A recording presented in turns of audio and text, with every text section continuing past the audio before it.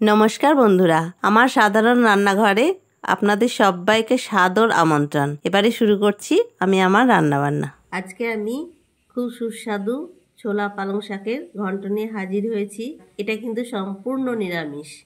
যারা ছোলা পালং শাক খেতে ভালোবাসেন আমি বলবো তারা একবার এইভাবে রান্না করে খেয়ে দেখুন। এটা কিন্তু খেতে খুবই ভালো হয়। এবারে আসুন রান্নাটা আমি শুরু করি। আমি ছোলার শাক আর পালং শাকটা ধুয়ে এইভাবে কুচিয়ে নিয়েছি। এটা ছোলার শাক। ছোলার শাকটাও আমি যতটা পেরেছি কুচো করে নিয়েছি, আর এটা পালং শাক, এটাও তাই। আমি বটিতে যেভাবে পেরেছি কুচো করে নিয়েছি। আমি একটু বেগুন দেব, বেগুনটাও আমি এরকম কুচো কুচো করে নিয়েছি, আর দেব বড়ি। এবারে আসুন রান্নাটা আমি শুরু করি। আমি সর্ষের তেলে রান্নাটা করব। আমি দিয়ে দিলাম পরিমাণ মতো সর্ষের তেল। শুরুতেই আমি বড়িটা ভেজে নেব। বড়িটা আমি ভালো করে ভেজে নেব। বড়িটা আমার ভাজা হয়ে গেছে, আমি বড়িটা তুলে নিচ্ছি। এবার ওই তেলের মধ্যে দিয়ে দিচ্ছি আমি আরও খানিকটা তেল। দিয়ে দিচ্ছি একটা শুকনো লঙ্কা, আর দিয়ে দেবো একটুখানি পাঁচফোড়ন। আমি দিয়ে দিচ্ছি একটুখানি হিং। হিংটা আমি গুঁড়ো করে নিয়েছি, একটু হিং দিয়ে দিলাম। ফোড়নটা আমার ভাজা হয়ে গেছে, আমি দিয়ে দিচ্ছি কুচো করা বেগুনগুলো। বেগুনটা আমার খুব ভালো মতো ভাজা হয়ে গেছে, এইরকম আমি ভেজে নিয়েছি। এবার দিয়ে দিচ্ছি কুচো করা ছোলার শাকগুলো, কুচো করা পালং শাকগুলো।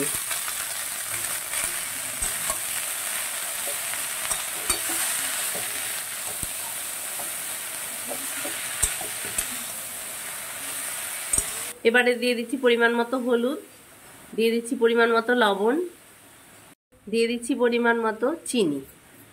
ঝাল লবণ মিষ্টি এগুলো আপনারা আপনাদের মতে দেবেন।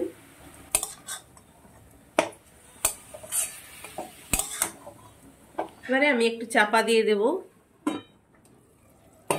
আস্তে আস্তে এটা ফোটার ফলে অনেকটাই জল বেরিয়েছে।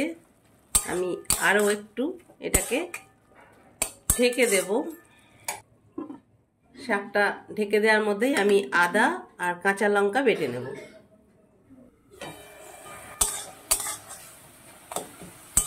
শাকটা ঢাকার ফলে অনেকটা জল বেরিয়েছে। এবারে আমি আদা আর কাঁচা লঙ্কা বাটাটা দিয়ে দিলাম।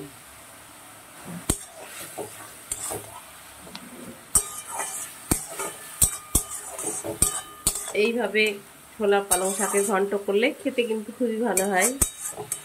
আর শীতের সময় মোটামুটি সবাই এটা ভালোবাসেন। আমি আরও কিছুক্ষণ এটাকে ঢাকা দিয়ে দেব।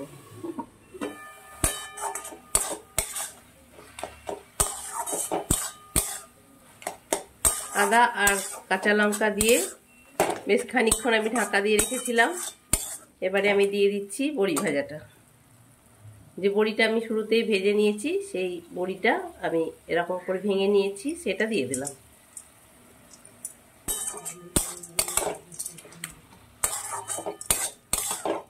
আমি শুরুতেই বলেছি আপনারা যেরকম ঝাল লবণ মিষ্টি পছন্দ করেন সেই রকমই দেবেন। আর শীতের সবজি এই ছোলা পালং শাক আমার মনে হয় সবারই খুব প্রিয়। এইভাবে হিং ফোড়ন দিয়ে ছোলা পালং শাকের ঘন্ট করলে খেতে কিন্তু খুব ভালো হয়, আর এটা একদম অন্যরকম স্বাদ হবে।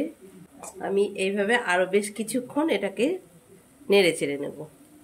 ছোলা পালং শাকের ঘন্ট আমার একদম হয়ে গেছে, এইরকম হয়েছে। এটা নাড়তে নাড়তেই একদম পুরো গলে গেছে, নরম হয়ে গেছে। একটা কথা বলার, যদি আপনারা ছোলার শাক বটি বা চাকুতে ঠিকঠাক কুচোতে না পারেন তাহলে মিক্সিতে ঘুরিয়ে নিলেও কিন্তু এটা বেশ ভালোই কাটা হয় দেখেছি। আমি অবশ্য বটিতেই কেটেছি, যারা না পারবেন তারা মিক্সিতে ঘুরিয়ে নেবেন ছোলার শাকটা। সব শেষে আমি দিয়ে দিচ্ছি কাঁচা লঙ্কা আর 1 চামচ ঘি। আমার রান্না যদি আপনাদের ভালো লাগে তাহলে অবশ্যই জানাতে ভুলবেন না। ভালো থাকুন, সুস্থ থাকুন, ধন্যবাদ।